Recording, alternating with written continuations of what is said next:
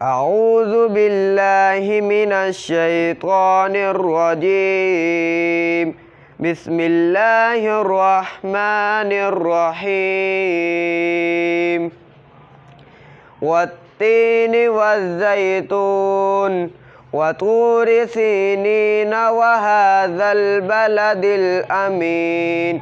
लक़द ख़लक़नल इंसान फ़ी अहसनि तक़वीम सुम्म रददनाहु अस्फ़ल साफ़िलीन इल्लल्लज़ीन आमनू व अमिलुस्सॉलिहाति फ़लहुम अज्रुन ग़ैरु ममनून फ़मा युकज़्ज़िबुक बअदु बिद्दीन अलैहिस्सलाहु बिअहकमिल हाकिमीन।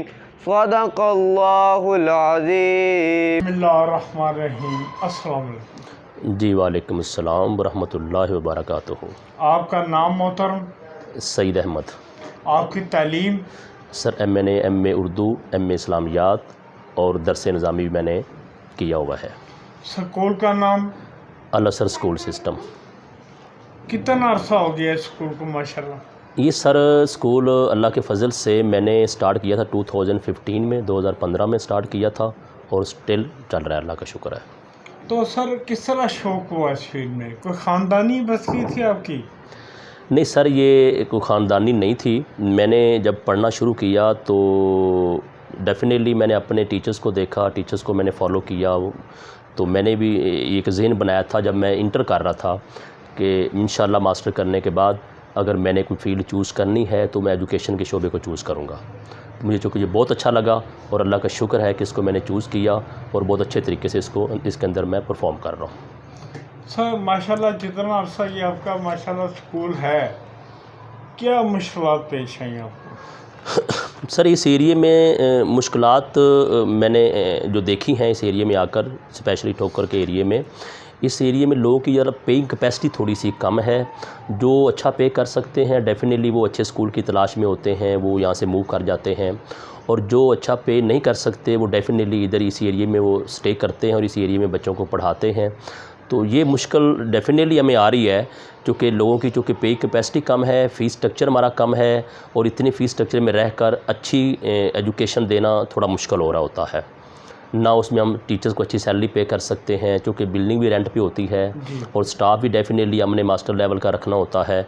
तो ये एक तो बड़ी मेजर मुश्किल जो हमें इस एरिया में आ रही है वो फ़ीस स्ट्रक्चर में आ रही है। तो सर इस इलाके में बच्चों के वालिदैन को शऊर है, अवेयरनेस है यहाँ पे?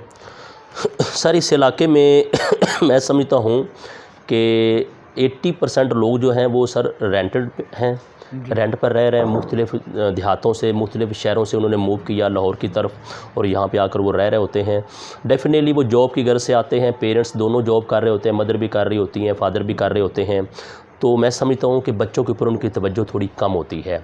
उसकी वजह यही है कि इतनी अवेयरनेस नहीं है कि हम अपने बच्चे को अगर किसी अच्छे अदारे में पढ़ाते हैं, अच्छे स्कूल में पढ़ाते हैं, कल को ये मैट्रिक अच्छे मार्क्स से करेगा, FSC करेगा और आगे निकलेगा तो कल को ये अपने कदमों पे खड़ा हो जाएगा।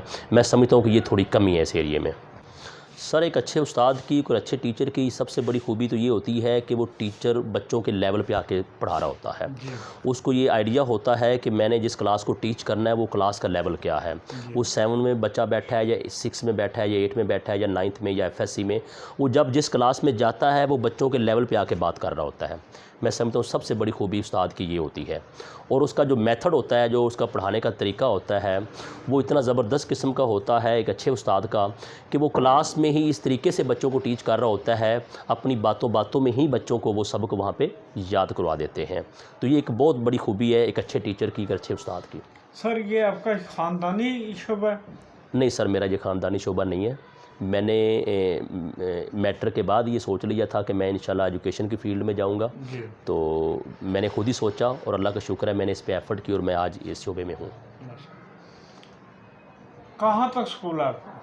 स्कूल हमारा सर मैट्रिक तक है, PG क्लास से लेके मैट्रिक तक हमारा स्कूल है। तो माशाल्लाह रिज़ल्ट अल्लाह का शुक्र है कि कोरोना से पहले ज़ाहिर हमारे पास मैट्रिक में इतने बच्चे नहीं थे।